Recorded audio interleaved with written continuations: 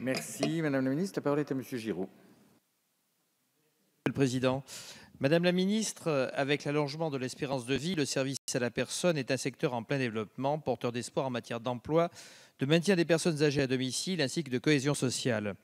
La mise en œuvre de processus de simplification des procédures d'embauche et de coups de pouce fiscaux en faveur des employeurs à domicile relève de cette logique. Cette simplification des formalités permet une lutte efficace contre le travail dissimulé et un retour à l'emploi facilité. Il est un domaine cependant où nous devons exiger un encadrement beaucoup plus strict. Il s'agit de l'aide à la personne dépendante.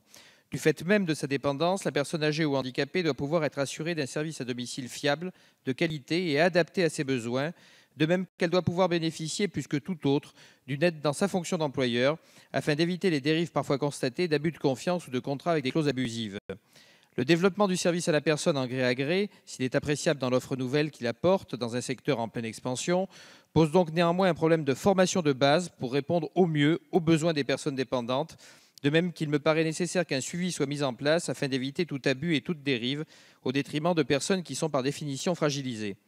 La formation de base préconisée serait d'ailleurs également profitable aux futurs intervenants, que ce soit pour mieux appréhender les besoins de la personne dépendante, pour apprendre les bons gestes, notamment lorsqu'il s'agit de soulever, aider au déplacement ou à la toilette. D'une façon plus globale, cette formation serait bénéfique pour la qualification de l'intervenant et son parcours professionnel. Ces contraintes sont appliquées dans les réseaux existants, comme celui des ADMR, engagés dans une démarche d'amélioration de la qualité de leurs services à travers la qualification de leurs intervenants et soumis au contrôle de l'État. Il serait donc appréciable qu'elles soient appliquées à tout intervenant auprès de la personne dépendante. C'est pourquoi je vous demande ce qu'il est possible d'envisager pour encadrer dès maintenant cette profession de service à la personne dépendante, promise certes à un bel avenir, mais pour laquelle nos concitoyens sont en droit d'attendre un investissement de l'État à la hauteur de l'enjeu. Merci Madame la Ministre, vous avez la parole. Monsieur le député Joël Giraud, je partage pleinement la nécessité de bien distinguer au sein du vaste ensemble des services à la personne les prestations dites de confort des activités d'accompagnement des publics dits fragiles qui relèvent de ma responsabilité. Dans cette partie des services d'aide à la personne, vous avez raison de le souligner, l'emploi d'une aide à domicile directement par un particulier employeur ou par l'intermédiaire d'un service mandataire est fréquent, même s'il tend cependant à reculer au profit du mode prestataire. Cette orientation possible vers l'emploi direct est l'expression même du libre choix de la personne quant à son mode d'intervention et d'accompagnement, et j'y suis très attachée. Ce libre choix doit s'exercer après avoir reçu une information objective et claire, car endosser une responsabilité d'employeur pour une personne fragilisée doit être mesuré en toute connaissance de cause. C'est le rôle des réseaux gérontologiques, les CLIC, les MAIA et des équipes médico-sociales des départements.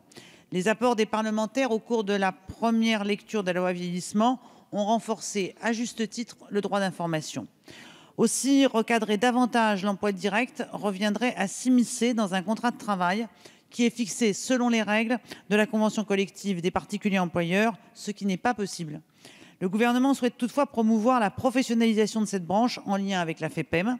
Il soutient à ce titre les relais d'assistantes de vie et la structuration des services à domicile prestataires que vous évoquez me paraît par ailleurs un autre débat dans lequel le rôle de la puissance publique est primordial.